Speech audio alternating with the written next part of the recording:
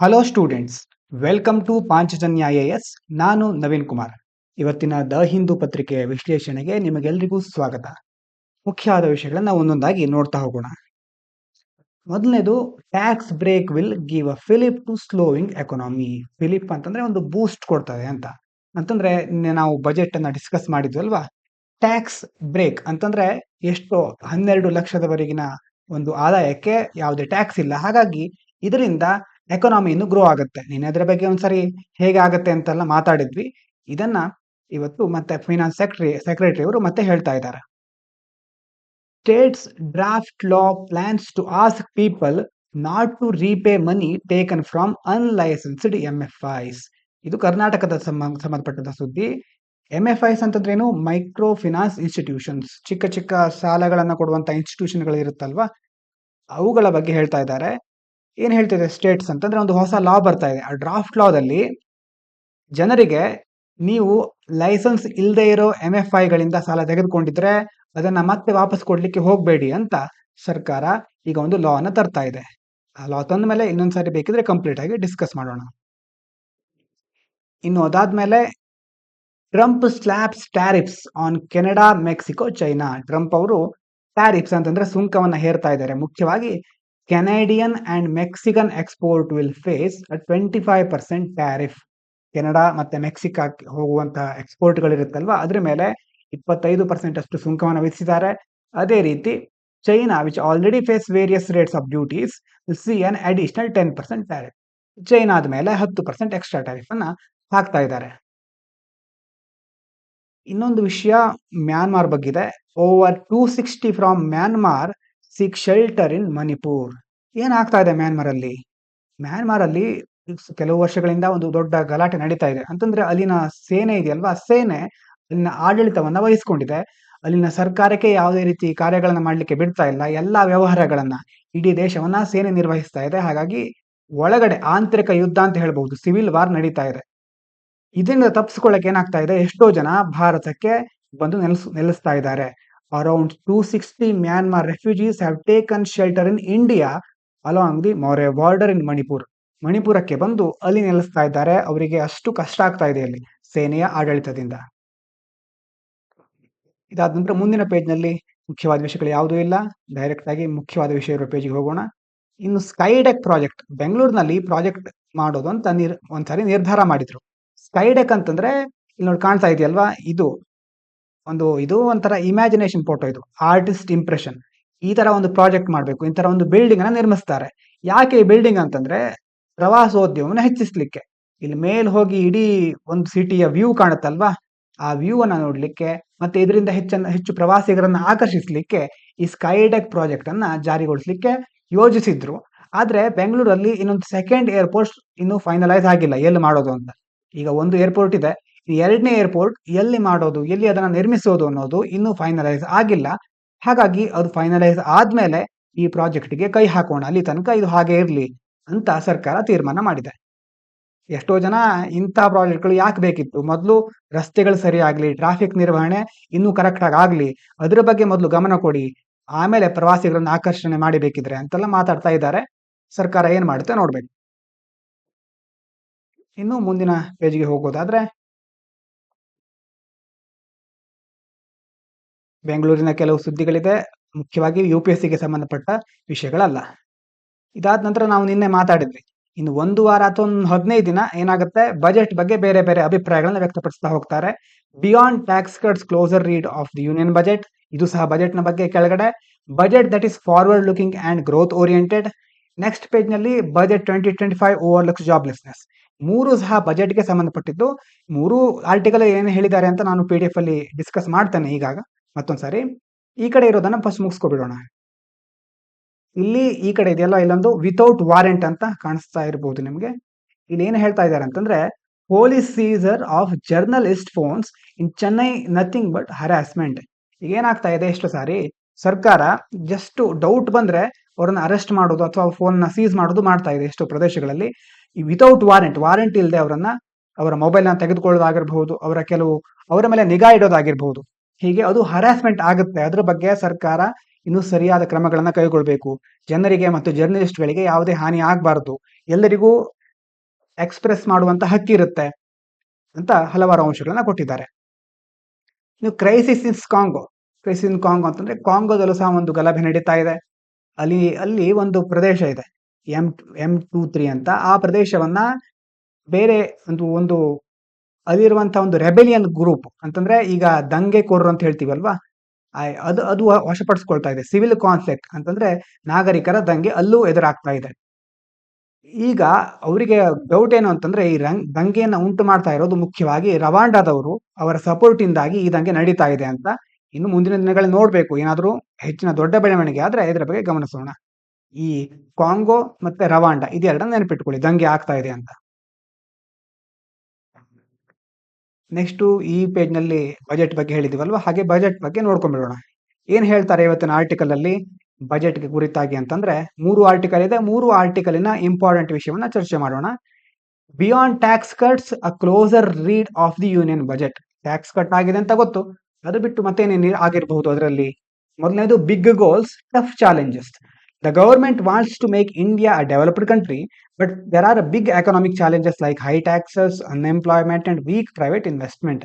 Economic survey ಇದನ್ನೇ ಹೇಳುತ್ತಲ್ವಾ, tax ಹೆಚ್ಚಿದೆ, ಮತ್ತೆ ಅನ್ಎಂಪ್ಲಾಯ್ಮೆಂಟ್ ದರನು ಅದು ಹೆಚ್ಚಾಗ್ತಾ ಇದೆ, ಪ್ರೈವೇಟ್ ಇನ್ವೆಸ್ಟ್ಮೆಂಟ್ ಆಗ್ತಾ ಇಲ್ಲ. ಈ ಎಲ್ಲ ಪ್ರಾಬ್ಲಮ್ಗಳಿಂದಾಗಿ ಅಭಿವೃದ್ಧಿ ಹೊಂದಿದ ದೇಶ ಆಗಲಿಕ್ಕೆ ಕೆಲವು ತೊಡಕುಗಳಿದೆ ಅಂತ ಹೇಳ್ತಿದ್ದಾರೆ.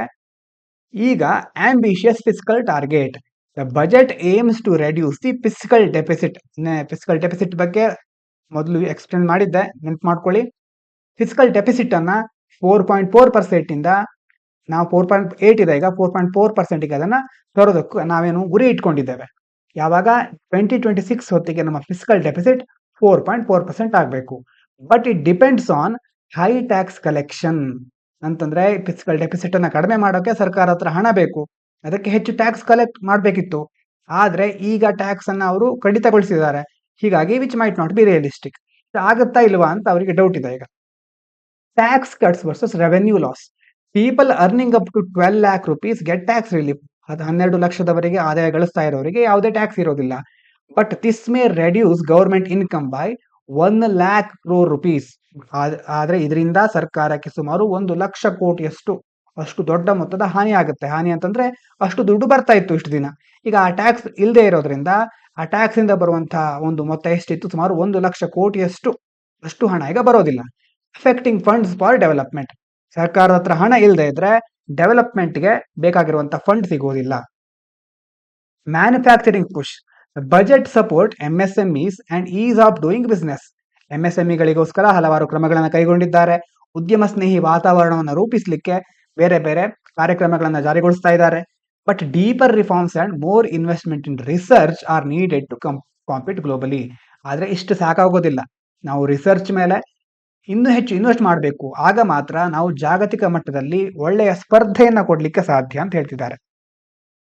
ಇನ್ನು agriculture support farmers get higher loan limits and better seeds. ನಿನ್ನೆ ಹೇಳಿದ್ವಲ್ವಾ, ಕೃಷಿಕರಿಗೆ ಹೆಚ್ಚಿನ ಮೊತ್ತದ ಸಾಲವನ್ನ ಕೊಡಲಾಗುತ್ತೆ, ಮತ್ತೆ ಒಳ್ಳೆಯ ಬೀಜ ಆಗಿರಬಹುದು, ಕೃಷಿಯ ಸಲಕರಣೆಗಳಾಗಿರಬಹುದು, ಅದನ್ನ ಕೊಡ್ತಾರೆ.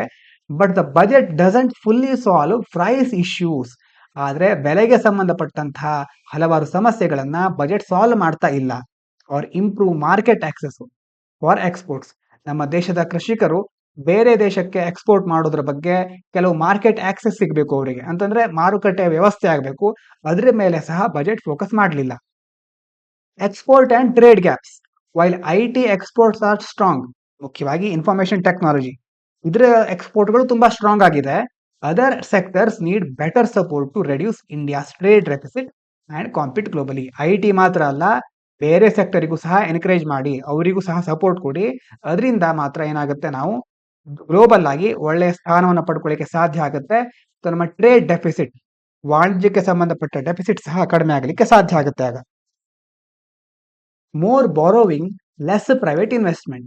The government plans to borrow 11.54 lakh crore rupees, which might make it harder for private companies to get loans. ಅಂದ್ರೆ ಏನು, ಹೆಚ್ಚು ಬಾರೋ ಮಾಡ್ತಾ ಇದೆ ಸರ್ಕಾರ. ಈಗ ಅದರಿಂದ ಏನಾಗುತ್ತೆ, ಪ್ರೈವೇಟ್ ಕಂಪನಿಗಳಿಗೆ ಲೋನ್ ತಗೊಳ್ಳಿಕ್ಕೆ ಕಷ್ಟ ಆಗಬಹುದು. Green energy plans but not enough. Budget promotes clean energy like battery recycling and solar power. ನೀವು ಒಂದು ಟರ್ಮ್ ನೆನಪಿದೆಯಾ? ಸರ್ಕ್ಯುಲರ್ ಎಕಾನಮಿ, ಮತ್ತೆ ಯೂಸ್ ಮಾಡೋದು, ರೀಸೈಕಲ್ ಮಾಡೋದು. Budget promotes clean energy like battery recycling and solar power. ಮುಖ್ಯವಾಗಿ ಸೌರಶಕ್ತಿ ಆಗಿರಬಹುದು ಮತ್ತೆ ಬ್ಯಾಟರಿಯನ್ನ ರೀಸೈಕಲ್ ಮಾಡೋದಾಗಿರ್ಬಹುದು. ಇದನ್ನ ಬಜೆಟ್ ಪ್ರಮೋಟ್ ಮಾಡುತ್ತೆ. But more investment is needed for strong green transition. ಆದ್ರೆ ಇಷ್ಟೇ ಸಾಕಾಗೋದಿಲ್ಲ, ಇನ್ನಷ್ಟು ಇನ್ವೆಸ್ಟ್ಮೆಂಟ್ ಬೇಕು.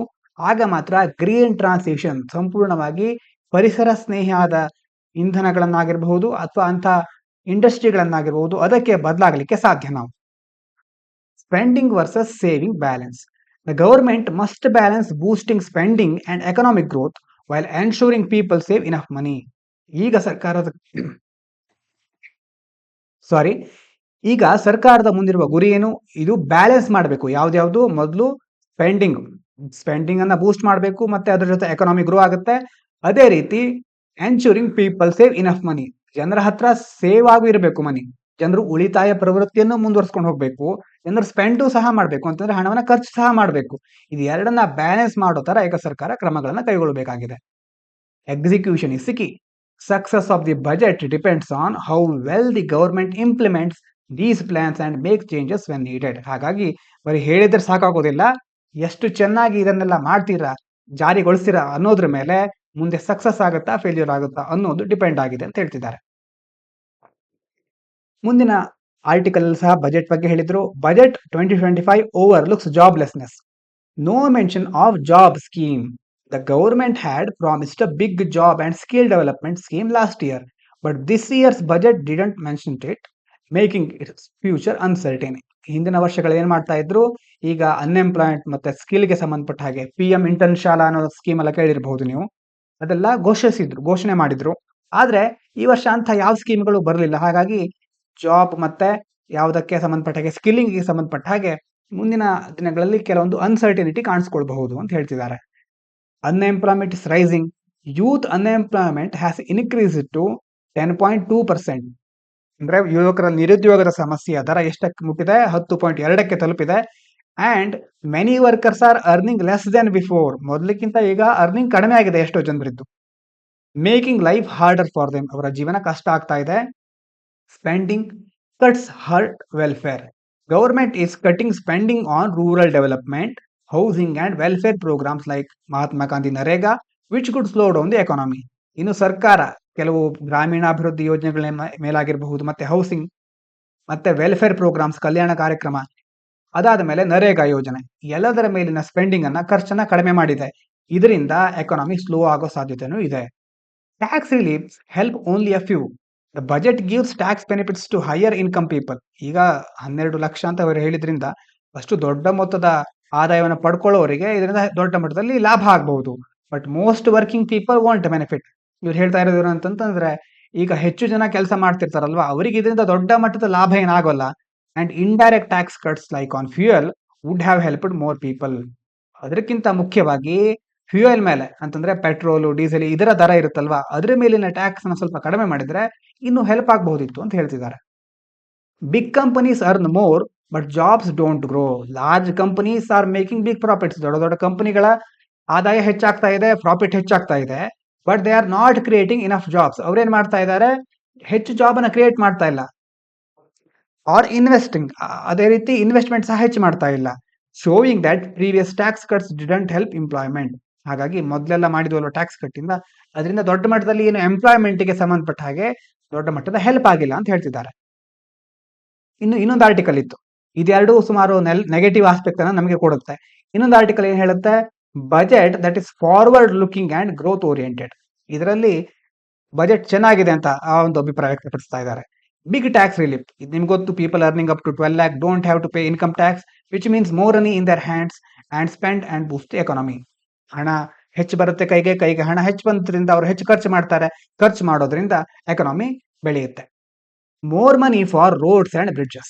The government will spend 11.2 lakh crore on building infrastructure, creating jobs and improving transport. ಈಗ ಸರ್ಕಾರ ಸುಮಾರು 11.2 ಲಕ್ಷ ಕೋಟಿಯಷ್ಟು ಇನ್ಫ್ರಾಸ್ಟ್ರಕ್ಚರ್ ಬಿಲ್ಡ್ ಮಾಡೋದ್ರ ಮೇಲೆ, ಜಾಬ್ ಕ್ರಿಯೇಷನ್ ಮೇಲೆ ಮತ್ತೆ ಟ್ರಾನ್ಸ್ಪೋರ್ಟ್ ಇಂಪ್ರೂವ್ ಮಾಡೋದ್ರ ಮೇಲೆ ಸ್ಪೆಂಡ್ ಮಾಡ್ತಾ ಇದೆ. ಹಾಗಾಗಿ ಇದರಿಂದ ಇನ್ಫ್ರಾಸ್ಟ್ರಕ್ಚರ್ ಒಳ್ಳೆ ರೀತಿಯಲ್ಲಿ ಬೆಳವಣಿಗೆ ಆಗಬಹುದು. Boost for Indian factories. New plan called National Manufacturing Mission will help make more things in India and reduce import. ಇನ್ನೊಂದು ಹೊಸ ಪ್ಲಾನ್ ಬಂದಿದೆ, ನ್ಯಾಷನಲ್ ಮ್ಯಾನುಫ್ಯಾಕ್ಚರಿಂಗ್ ಮಿಷನ್. ಇದರಿಂದ ನಾವು ಏನ್ ಮಾಡಬಹುದು, ಹೆಚ್ಚು ವಸ್ತುಗಳನ್ನ ನಮ್ಮ ದೇಶದಲ್ಲಿ ತಯಾರಿಸಬಹುದು. ಅದರಿಂದ ಇಂಪೋರ್ಟ್ ಕಡಿಮೆ ಆಗುತ್ತೆ. More jobs in key sectors. The budget focus on job creating industries like tourism, food processing and leather. ಚರ್ಮಕ್ಕೆ ಸಂಬಂಧಪಟ್ಟಂತ ಉದ್ಯೋಗಗಳಾಗಿರಬಹುದು, ಮತ್ತೆ ಫುಡ್ ಪ್ರೊಸೆಸಿಂಗ್ ಅಂತಂದ್ರೆ ಈಗ ಆಹಾರದ ಉತ್ಪನ್ನಗಳಾಗಿರುತ್ತಲ್ವಾ ಅದ್ರ ಮೇಲೆ, ಮತ್ತೆ ಟೂರಿಸಂ, ಈ ಕ್ಷೇತ್ರದಲ್ಲಿ ಹೆಚ್ಚು ಜಾಬ್ ಕ್ರಿಯೇಟ್ ಮಾಡುವಂತಹ ಒಂದು ಸಾಧ್ಯತೆಯನ್ನು ಇದು ತೆರೆದಿಟ್ಟಿದೆ. Better shipping and air travel. Maritime Development Fund will grow the shipping industry and flight services will expand to 120 new destinations like under UDAN. ಮುಖ್ಯವಾಗಿ ಸಮುದ್ರಯಾನಕ್ಕೆ ಸಂಬಂಧಪಟ್ಟ ಹಾಗೆ ಮತ್ತು ಶಿಪ್ಪಿಂಗ್ ಇಂಡಸ್ಟ್ರಿಗಳಿಗೆ ಸಂಬಂಧಪಟ್ಟ ಹಾಗೆ ಹೊಸದಾದ ಒಂದು ಮ್ಯಾರಿಟೈಮ್ ಡೆವಲಪ್ಮೆಂಟ್ ಫಂಡ್ ಅನ್ನ ತಂದಿದ್ದಾರೆ. ಅದರಿಂದ ಆ ಒಂದು ಇಂಡಸ್ಟ್ರಿಗೆ ಹೆಲ್ಪ್ ಆಗುತ್ತೆ. ಮತ್ತೆ ಫ್ಲೈಟ್ ಸರ್ವಿಸ್ಗಳನ್ನ, ವಿಮಾನಯಾನವನ್ನ ಸುಮಾರು 120 ಹೊಸ ಡೆಸ್ಟಿನೇಷನ್, ಅದರಲ್ಲಿ 120 ಹೊಸ ಒಂದು ಜಾಗಗಳಿಗೆ ವಿಮಾನಯಾನ ವ್ಯವಸ್ಥೆನ ಕಲ್ಪಿಸ್ತಾ ಇದ್ದಾರೆ ಅಂಡರ್ ಉಡಾನ್. ಉಡಾನ್ ಅಂತಂದ್ರೆ ಏನು? ಉಡೇ ದೇಶ್ ಕಾ ಆಮ್ ನಾಗರಿಕ್. ಈ ಸ್ಕೀಮು ಅದು ಮುಖ್ಯವಾಗಿ ವಿಮಾನಯಾನಕ್ಕೆ ಸಂಬಂಧಪಟ್ಟಂತ ಯೋಜನೆ. Support for farmers.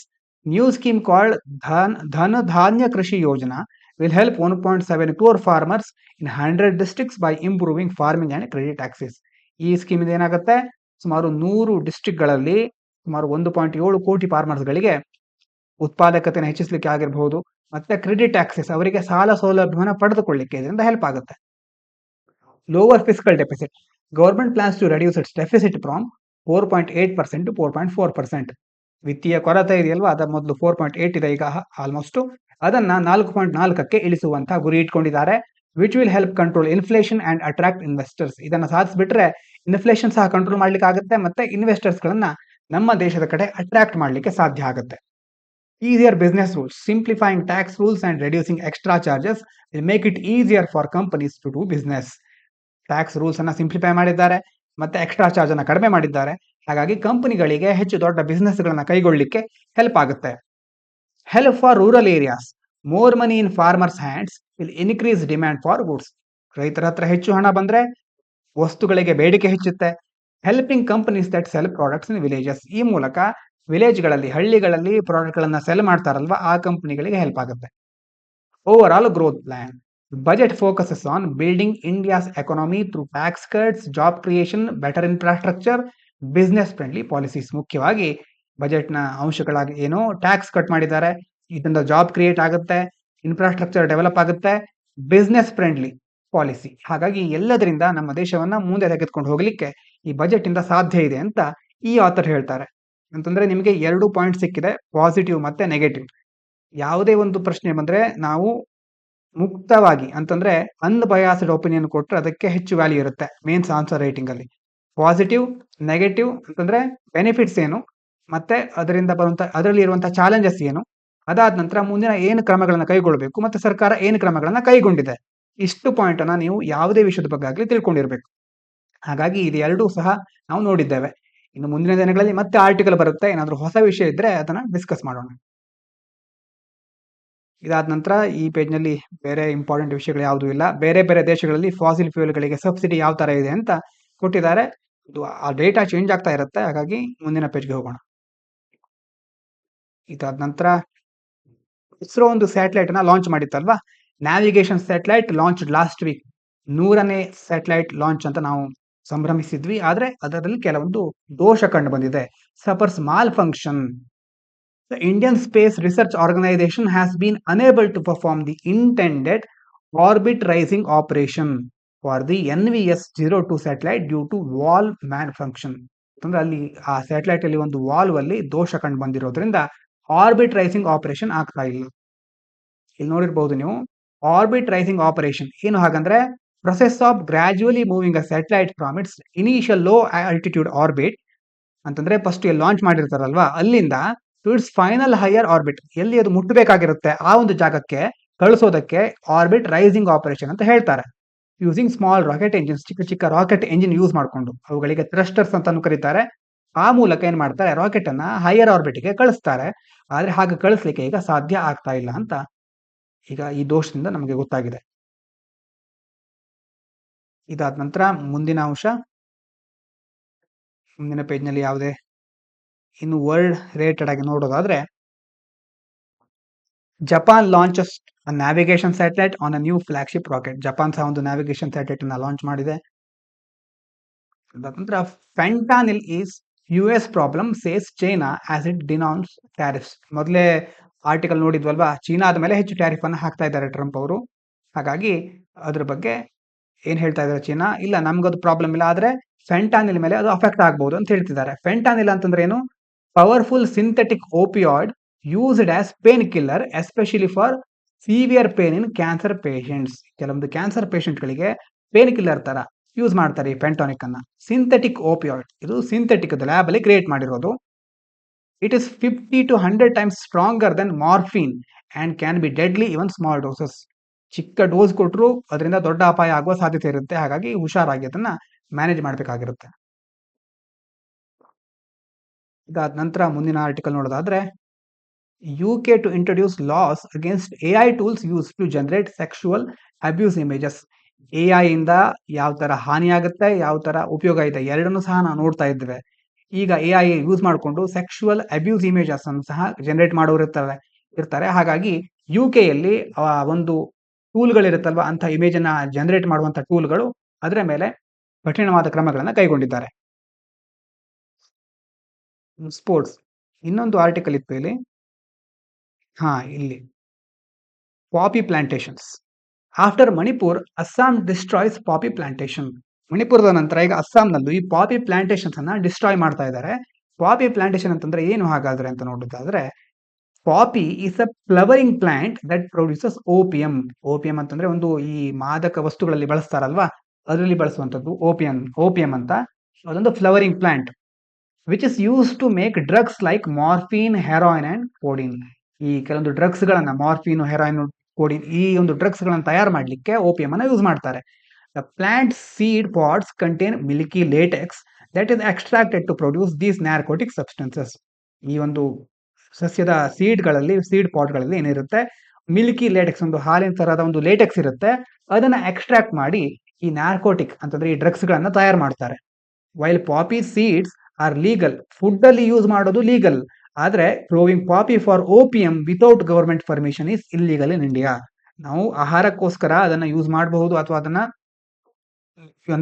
ಯೂಸ್ ಮಾಡ್ಕೋಬಹುದು, ಆದ್ರೆ ಯಾವ್ದಕ್ಕೋಸ್ಕರ, ಈ ಬೇರೆ ಬೇರೆ ಓಪಿಯಂಗೋಸ್ಕರ ಅಂದ್ರೆ ಡ್ರಗ್ಸ್ ಗಳಿಗೋಸ್ಕರ ಅದನ್ನ ಬೆಳೆಯುವ ಹಾಗಿಲ್ಲ. ಅದು illegal.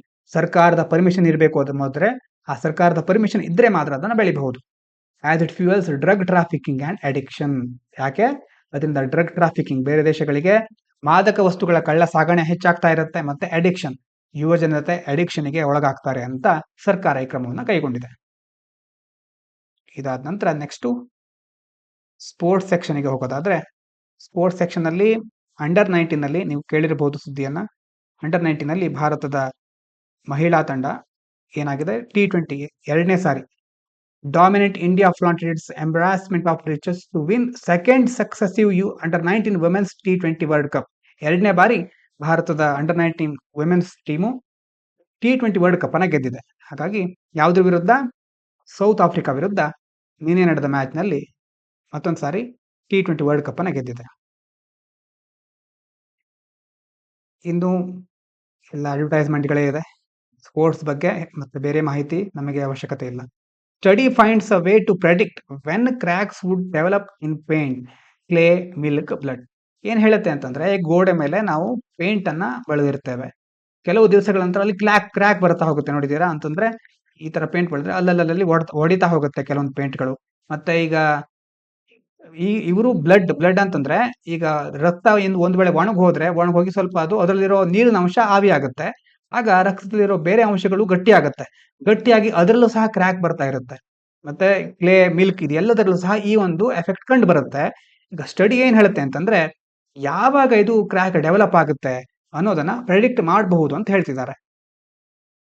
As playful as it sounds, technique has potential application in diagnosing diseases and checking whether food has spoiled. ಇದನ್ನ ಯಾವ್ದಕ್ಕೆ ಯೂಸ್ ಮಾಡ್ತಾರೆ? ಮುಖ್ಯವಾಗಿ ಕೆಲವೊಂದು ಡಿಸೀಸ್ ಗಳನ್ನ ಡಯಾಗ್ನೋಸ್ ಮಾಡಕ್ಕೆ, ಮತ್ತೆ ಆಹಾರಗಳು ಹಾಳಾಗಿದೆಯಾ ಇಲ್ವಾ ಅಂತ ಕಂಡುಹಿಡಿಯಲಿಕ್ಕೂ ಸಹ ಇದನ್ನ ಯೂಸ್ ಮಾಡಬಹುದು.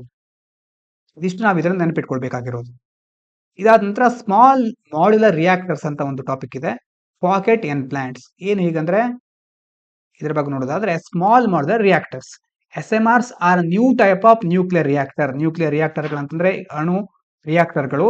That is smaller, more flexible and easier to build compare to traditional reactor. ಮೊದಲೆಲ್ಲ ಇರ್ತಿತ್ತಲ್ವಾ ನ್ಯೂಕ್ಲಿಯರ್ ರಿಯಾಕ್ಟರ್ಗಳು, ಅದಕ್ಕಿಂತ ಬಹಳ ಚಿಕ್ಕದಾಗಿರುತ್ತೆ, ಹೆಚ್ಚು ಫ್ಲೆಕ್ಸಿಬಲ್ ಆಗಿರುತ್ತೆ, ಮತ್ತೆ ಇದನ್ನ ಬಿಲ್ಡ್ ಮಾಡೋಕೆ ಸಹ ಹೆಚ್ಚು easy.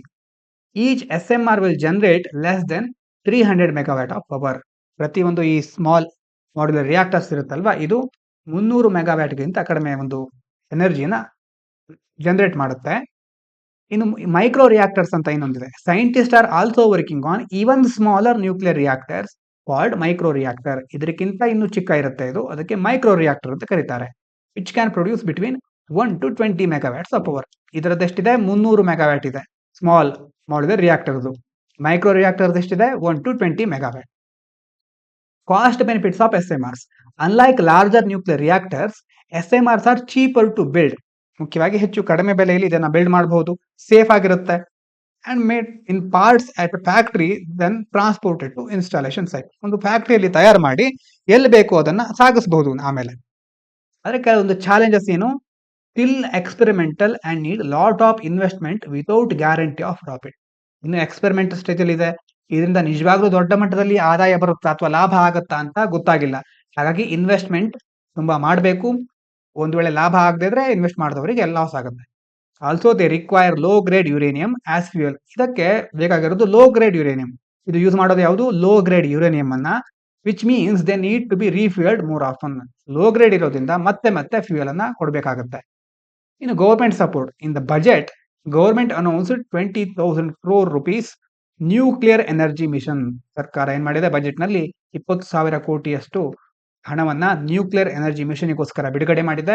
To study SMRs and aim to have 5 Indian made units operational by 2033. 2033 ಹೊತ್ತಿಗೆ ಭಾರತದಲ್ಲಿ ಸುಮಾರು 5 ಇಂಡಿಯನ್ ಮೇಡ್ ಯೂನಿಟ್ಸ್, ಭಾರತದಲ್ಲೇ ತಯಾರಿಸಿದ SMR ಯೂನಿಟ್ ಗಳನ್ನ ತಯಾರು ಮಾಡೋದು, ಅದನ್ನ ಬಿಲ್ಡ್ ಮಾಡೋದು ನ್ಯೂಕ್ಲಿಯರ್ ಎನರ್ಜಿ ಮಿಷನ್ ಗುರಿ.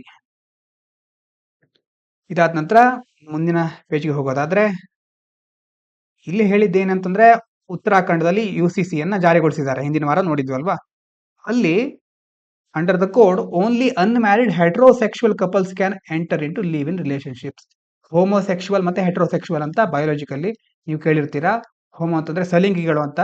ಹಾಗಾಗಿ ಅವರ ಬಗ್ಗೆ ಇಲ್ಲಿ ಯಾವುದೇ ಒಂದು ಪ್ರಸ್ತಾಪವನ್ನ ಮಾಡಿಲ್ಲ. ಅಂತಂದ್ರೆ ಓನ್ಲಿ ಫಾರ್ ಹೆಟ್ರೋಸೆಕ್ಸುವಲ್ ಅಂತಂದ್ರೆ ಬೇರೆ ಲಿಂಗದವರ ಜೊತೆ ಲಿವ್ ಇನ್ ರಿಲೇಶನ್ಶಿಪ್ ಇಟ್ಕೊಂಡ್ರೆ ಅದನ್ನ ಮಾತ್ರ ರಿಜಿಸ್ಟರ್ ಮಾಡ್ಲಿಕ್ಕೆ ಅಲ್ಲಿ ಅವಕಾಶ ಕೊಟ್ಟಿದ್ದಾರೆ. ಹಾಗಾಗಿ ಎಸ್ಸೆಗಳಲ್ಲಿ ಅಥವಾ ಕೆಲವೊಂದು ಎಥಿಕ್ಸ್ ನಲ್ಲಿ ಇದನ್ನ ನೀವು ಮೆನ್ಷನ್ ಮಾಡಬಹುದು. ಅಂತಂದ್ರೆ ಹೇಗೆ ಇನ್ಕ್ಲೂಸಿವ್ ಡೆವಲಪ್ಮೆಂಟ್ ಆಗ್ತಾ ಇಲ್ಲ ಕೆಲವೊಂದು ಕಡೆ, ಅಥವಾ ಹೇಗೆ ಅದನ್ನ ಮಾಡಬೇಕು ಅಂತಂದ್ರೆ, ಈಗ ನೋಡಿ, ಇನ್ಕ್ಲೂಸಿವ್ ಅಂತಂದ್ರೆ ಎಲ್ಲರನ್ನ ಒಳಗೊಳ್ಳೋದು. ಅಂತಂದ್ರೆ ಅದರಲ್ಲಿ ಹೋಮೋಸೆಕ್ಸುವಲ್ ಬರುತ್ತಾರೆ, ಹೆಟ್ರೋಸೆಕ್ಸುವಲ್, ಹಾಗೆ ಎಲ್ಲ LGBT ಕಮ್ಯುನಿಟಿ ಅಂತ ಹೇಳ್ತಾರಲ್ಲ, ಅದು ಎಲ್ಲವೂ ಸಹ ಬರಬೇಕು. ಹಾಗಾಗಿ ಅವರಿಗೂ ಸಹ ಇದರಲ್ಲಿ ಅವಕಾಶ ಸಿಗಬೇಕು ಅಂತ ನೀವು ಪಾಯಿಂಟ್ ಅನ್ನು ಸೇರಿಸಬಹುದು. ಇನ್ನು US ಸಿಟಿಜನ್ಶಿಪ್ ಬಗ್ಗೆ ನೀವು ಕೇಳಿದ್ದೀರಾ. ಟ್ರಂಪ್ ಅವರು ಅದನ್ನ US ಅಲ್ಲಿ ಹುಟ್ಟಿದರೆ ಮಾತ್ರ ಸಿಟಿಜನ್ಶಿಪ್ ಸಿಕ್ಕೋದಿಲ್ಲ ಅಂತ ಹೇಳ್ತಿದ್ದಾರೆ. ಆದ್ರೆ ಅಲ್ಲಿನ ಒಂದು ಕೋರ್ಟ್ ಅದನ್ನ ತಿರಸ್ಕರಿಸಿದೆ. ಅಲ್ಲಿಯ ಕಾನ್ಸ್ಟಿಟ್ಯೂಷನ್ಗೆ ಅದು ವಿರುದ್ಧ ಅಂತ ಹೇಳಿದೆ. ಅದರ ಬಗ್ಗೆ ಕೆಲವು ವಿಷಯಗಳನ್ನ ಕೊಟ್ಟಿದ್ದಾರೆ. ಇದಾದ ನಂತರ ಈ ಆರ್ಟಿಕಲ್ ಏನ್ ಹೇಳುತ್ತೆ ಅಂತಂದ್ರೆ, various challenges associated with AI driven genetic testing. Genetic testing ಅನ್ನ AI ಇಂದ ಮಾಡೋದ್ರಿಂದ ಏನೇನು ಸಮಸ್ಯೆಗಳು ಬರಬಹುದು ಅಂತ ಹೇಳ್ತಿದ್ದಾರೆ. ಇಲ್ಲಿ ಮುಖ್ಯವಾಗಿ ನಾವು ನೋಡ್ಲಿಕ್ಕೆ ಹೊರಟಿರೋದು ವೊಕ್ಯಾಬ್ಯುಲರಿಯನ್ನ. ಅಂತಂದ್ರೆ ಎಷ್ಟೋ ಕಂಪನಿಗಳು ಏನ್ ಮಾಡುತ್ತೆ ಅಂತಂದ್ರೆ, AI ಟ್ರೈನ್ ಮಾಡ್ತಾರೆ. ಮೊದಲು ಆ ಟ್ರೈನ್ ಮಾಡಿದ ಡೇಟಾದಿಂದ ಜೆನೆಟಿಕ್ ಇನ್ಫಾರ್ಮೇಶನ್ ಇರುತ್ತಲ್ವಾ, ಅದನ್ನ ತೆಗೆದುಕೊಂಡು AI ಕೊಡೋದು. AI ಆಮೇಲೆ ಬೇರೆ ಬೇರೆ ರಿಸಲ್ಟ್ ಗಳನ್ನ ಕೊಡುತ್ತೆ. ಆ ರಿಸಲ್ಟ್ ಅನ್ನ ಇಟ್ಕೊಂಡು ಮತ್ತೆ ಪ್ರೆಡಿಕ್ಟ್ ಮಾಡೋದು, ಹೀಗೆ ಹಲವಾರು ಕಾರ್ಯಗಳನ್ನ ಮಾಡ್ತಾರೆ. ಇಲ್ಲಿ ಒಂದು ಕಂಪನಿ ಬಗ್ಗೆ ಹೇಳಿದ್ದಾರೆ. ಅಂತಂದ್ರೆ ಆ ಕಂಪನಿ ಏನ್ ಮಾಡಿದೆ, ಮೊದಲು ಬಹಳ ಇನ್ಫಾರ್ಮೇಶನ್ ತೆಗೆದುಕೊಂಡಿದೆ ಜನರಿಂದ. ತೆಗೆದುಕೊಂಡು ಆಮೇಲೆ ಆ ಇನ್ಫಾರ್ಮೇಶನ್ ಲೀಕ್ ಆಗ್ಬಿಡ್ತು. ಬೇರೆ ಒಂದು ಹ್ಯಾಕರ್ಗಳು ಅದನ್ನ ಕದ್ಬಿಟ್ಟ ಮೇಲೆ ಈಗ ಆ ಕಂಪನಿ ಏನಾಗ್ತಾ ಇದೆ, ಸರ್ಕಾರದಿಂದ ಕೆಲವು ಸಮಸ್ಯೆಗಳನ್ನ ಎದುರಿಸ್ತಾ ಇದೆ. ನೀವು ಸರಿಯಾಗಿ ನೋಡ್ಕೊಳ್ಳಿಲ್ಲ, ಡೇಟಾ ಬ್ರೀಚ್ ಆಗಿದೆ ಅಂತ ಅದ್ರ ಮೇಲೆ ಫೈನಾನ್ಸ್ ಹಾಕಿದ್ದಾರೆ. ಮತ್ತೆ ಜನರಿಂದ ಅದಕ್ಕೆ ಬಹಳ ವಿರೋಧ ವ್ಯಕ್ತ ಆಗಿದೆ. ಹೀಗಾಗಿ ಆ ಕಂಪನಿ ಬಗ್ಗೆ ಕೆಲವು ಡೀಟೇಲ್ಸ್ ಅನ್ನ ಕೊಟ್ಟಿದ್ದಾರೆ. ಆ ಡೀಟೇಲ್ಸ್ ಮೂಲಕ ಕೆಲವು ವೊಕ್ಯಾಬ್ಯುಲರಿನ ಕಲ್ತ್ಕೊಳ್ಳೋಣ. ನೋಡ್ಕೊಳ್ಳಿ, ಮೊದಲು ವೊಕ್ಯಾಬ್ಯುಲರಿ ತೋರಿಸ್ಬಿಡ್ತೇನೆ, ನಾವು PDF ಅಲ್ಲಿ ಹಾಕ್ಬಿಡ್ತೇವೆ. ಇಂಪ್ಲೋಡ್ಸ್ ಅಂತಂದ್ರೆ ಕೊಲ್ಯಾಪ್ಸ್ ಆಗೋದು, ಕ್ರಾಶ್ ಆಗೋದು, ಕುಸಿದು ಹೋಗೋದು. ಲೂಮಿಂಗ್ ಅಂತಂದ್ರೆ ಅಪ್ರೋಚಿಂಗ್, ಇಮಿನೆಂಟ್, ನಿರೀಕ್ಷಿತವಾದಂಥದ್ದು. ಸ್ಕ್ರಾಂಬಲ್ಡ್ ಅಂತಂದ್ರೆ ತ್ವರಿತವಾಗಿ, ರಶ್ಡ್, ಹೇಸನ್ಡ್, ಹರಿಡ್ ಅಂತ. ಕ್ಯಾವಿಯೇಟ್ಸ್ ಅಂತಂದ್ರೆ ವಾರ್ನಿಂಗ್ಸ್, ಕಂಡೀಷನ್ಸ್, ಕಾಷನ್, ಸೂಚನೆಗಳು ಅಥವಾ ಯಾವುದೋ ಒಂದು ಅಪಾಯದ ಮುನ್ಸೂಚನೆ ಅಂತ ಹೇಳ್ತೇವಲ್ವಾ ಆ ತರ. ಆಪ್ಟೆಡ್ ಇನ್ ಅಂತಂದ್ರೆ ಚೂಸ್ ಮಾಡೋದು, ಆಯ್ಕೆ ಮಾಡೋದು, ಸೈನ್ಡ್ ಅಪ್, ಅಗ್ರೀಡ್ ಅಂತೆಲ್ಲ ಹೇಳ್ಬಹುದು. ಈ ಪ್ಯಾರಾಗ್ರಾಫ್ ಅನ್ನು ನೋಡೋಣ ಈಗ. ಆಸ್ ದ ಕಂಪನಿ ಇಂಪ್ಲೋಡ್ಸ್ ಅಂತಂದ್ರೆ ಏನು ನೆನಪಿದೆಯಾ ಇಲ್ಲಿ? ಇಂಪ್ಲೋಡ್ಸ್ ಅಂತಂದ್ರೆ ಕುಸಿದೋಗೋದು. ಕಂಪನಿ ಬಿದ್ದೋದ ತಕ್ಷಣ ಲೂಮಿಂಗ್ ಕ್ವಶನ್ಸ್ ಅರೌಂಡ್, ಒಂದು ನಿರೀಕ್ಷಿತವಾದ ಕ್ವಶನ್ ಎದುರಾಗುತ್ತೆ. ನಿರೀಕ್ಷಿತ ಪ್ರಶ್ನೆ ಏನು? What happens to the DNA data of 15 million customer? ಮೊದಲೇ ಹೇಳಿದ್ವಲ್ವಾ, ಒಂದು ಕಂಪನಿ ಕಸ್ಟಮರ್ಗಳಿಂದ ಡೇಟಾವನ್ನ ತೆಗೆದುಕೊಂಡಿತ್ತು. ಆ ಡೇಟಾಕ್ಕೆ ಏನಾಗುತ್ತೆ ಹಾಗಾದ್ರೆ ಈಗ ಅಂತ ನೋಡೋದಾದ್ರೆ, ಕಾಣಿಸ್ತಾ ಇರಬಹುದು ನಿಮಗೆ. Next becomes a pushing worry. ಈಗ ಆ ಡೇಟಾಕ್ಕೆ ಏನಾಗುತ್ತೆ ಹಾಗಾದ್ರೆ ಅನ್ನೋದು ಈಗ ಒಂದು ದೊಡ್ಡ ಚಿಂತಾತ್ಮಕ ಪ್ರಶ್ನೆ. ಕಸ್ಟಮರ್ಸ್ ಹ್ಯಾವ್ ಸ್ಕ್ರಾಂಬಲ್ಡ್ ಅಂತಂದ್ರೆ ತ್ವರಿತವಾಗಿ ಏನ್ ಮಾಡಿದ್ರು customers? Scrambled to delete or withdraw their genetic data before the firm goes bust or ownership changes hands. ಅದರ ಓನರ್ಶಿಪ್ ಚೇಂಜ್ ಆಗೋಕ್ಕಿಂತ ಮೊದಲೇ ಕಸ್ಟಮರ್ಸ್ ಬೇಗ ನಮ್ಮ ಡೇಟಾವನ್ನ ಡಿಲೀಟ್ ಮಾಡಿ ಅಥವಾ ವಿತ್ಡ್ರಾ ಮಾಡಿ ಅಂತ ಕಸ್ಟಮರ್ಸ್ ಈಗ ಹೇಳ್ತಾ ಇದ್ದಾರೆ. But there are couple of caveats ಅಂತಂದ್ರೆ ಕೆಲವೊಂದು ಕ್ಯಾವಿಯೇಟ್ಸ್ ಗಳಿದೆ, ಅಂತಂದ್ರೆ ಕೆಲವೊಂದು ಸೂಚನೆಗಳಿದೆ ಅಥವಾ ಕೆಲವೊಂದು ವಾರ್ನಿಂಗ್ಸ್ ಇದೆ. ಯೂಸರ್ಸ್ ಆಪ್ಟೆಡ್ ಇನ್ ಅಂತಂದ್ರೆ ಆಯ್ಕೆ ಮಾಡ್ಕೊಳ್ಳೋದು. ಯೂಸರ್ಸ್ ಮೊದಲೇ ಆಯ್ಕೆ ಮಾಡ್ಕೊಂಡ್ಬಿಟ್ಟಿದ್ರೆ ಏನಂತ? To have their genetic data analysed, the information can't be withdrawn. ಈಗ ಎಷ್ಟು ಸಾರಿ ನೋಡ್ತೀವಲ್ವಾ, ನಾವು ಎಲ್ಲದಕ್ಕೂ ರೈಟ್ ಕ್ಲಿಕ್ ಅನ್ನ ಕೊಟ್ಬಿಡ್ತೇವೆ. ಅಂತಂದ್ರೆ ಒಂದು ಟಿಕ್ ಬಾಕ್ಸ್ ಇರುತ್ತೆ, ನಾವು ಅದಕ್ಕೆ ಅಗ್ರೀಡ್ ಅಂತ ಕೊಟ್ಬಿಡ್ತೇವೆ, ಟರ್ಮ್ಸ್ ಅಂಡ್ ಕಂಡೀಷನ್ಗೆ ಅಗ್ರಿ ಅಂತ ಕೊಟ್ಬಿಡ್ತೇವೆ. ಅದರ ಅರ್ಥ ಏನು? ನೀವು ಹೇಗೆ ಬೇಕಾದ್ರೂ ನಮ್ಮ ಡೇಟಾ ಯೂಸ್ ಮಾಡ್ಕೊಳ್ಳಿ, ನಾವು ಅದ್ರ ಬಗ್ಗೆ ಮತ್ತೆ ಪ್ರಶ್ನೆ ಮಾಡಲ್ಲ ಅಂತ ಅದರ ಅರ್ಥ. ಅದನ್ನ ಮೊದಲೇ ಯೂಸರ್ಗಳು ಹಿಂದೆ ಮುಂದೆ ವಿಚಾರ ಮಾಡದೆ ಹಾಗೆ ಟಿಕ್ ಮಾಡಿಬಿಟ್ಟಿದ್ರೆ ಈಗ ಅವರು ಮತ್ತೆ ಅದನ್ನ ವಿತ್ಡ್ರಾ ಮಾಡ್ಕೊಳ್ಳಿಕ್ಕೆ ಆಗೋದಿಲ್ಲ. Company spokesperson said 80% had opted in. ಹಾಗಾಗಿ ಸುಮಾರು 80% ಜನ ಈ ತರ ಆಪ್ಟೆಡ್ ಇನ್ ಅಂತ ಅದನ್ನೇ ಚೂಸ್ ಮಾಡಿದ್ದಾರೆ. ಹಾಗಾಗಿ ಅವರ ಡೇಟಾ ಮತ್ತೆ ವಾಪಸ್ ಬರೋ ಸಾಧ್ಯತೆ ಇಲ್ಲ. ಅಂತಂದ್ರೆ AI ಇಂದ ಯಾವ ತರ ಕೆಲವೊಂದು ಸಮಸ್ಯೆಗಳು ಬರುತ್ತೆ ಅಂತ ನಿಮಗೆ ಇದರಿಂದ ಗೊತ್ತಾಗುತ್ತೆ. ಇನ್ನು PYQ ನೋಡೋದಾದ್ರೆ, ಹಿಂದಿನ ಶುಕ್ರವಾರ ನೋಡಿದ್ವಲ್ವಾ, with reference to the governance of public sector banking in India, consider the following statements. Capital infusion into public sector banks by the government of India steadily increase in the last decade. ಕಳೆದ ದಶಕದಲ್ಲಿ public sector ಬ್ಯಾಂಕ್ನ capital infusion ಹೆಚ್ಚಾಗ್ತಾ ಇದೆಯಾ ಅಂದ್ರೆ ನಿರಂತರವಾಗಿ ಹೆಚ್ಚಾಗ್ತಾ ಇದೆಯಾ ಅದು. To put the public sector banks in order, merger of associate banks with the parent State Bank of India has been affected.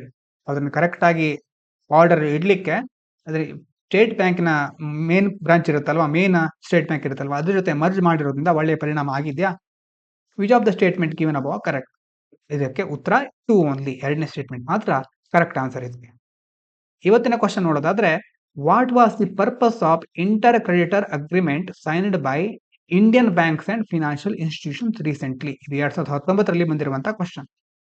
Lesson the government of India's perennial burden of fiscal deficit and current account deficit, support the infrastructure of projects of central and state governments, act as independent regulator in case of application for loans of 50 crore or more, aim at faster resolution of stressed assets of rupees 50 crore or more which are under consortium. Question ಅನ್ನ ಇನ್ನೊಂದ್ಸಾರಿ ಓದಿ ಸ್ವಲ್ಪ think ಮಾಡಿ answer ಅನ್ನ comment ಮಾಡಿ. Answer ಗೊತ್ತಿಲ್ಲದೆ ತಿಳ್ಕೊಂಡು comment ಮಾಡಿ. ಇವಿಷ್ಟು ಇವತ್ತಿನ ಮುಖ್ಯವಾದ ವಿಷಯಗಳು. ಇಷ್ಟು ಹೊತ್ತಿನ ತನಕ ಕೇಳಿದ ಎಲ್ಲರಿಗೂ ಧನ್ಯವಾದಗಳು. ಇದು ಪಾಂಚಜನ್ಯ IAS.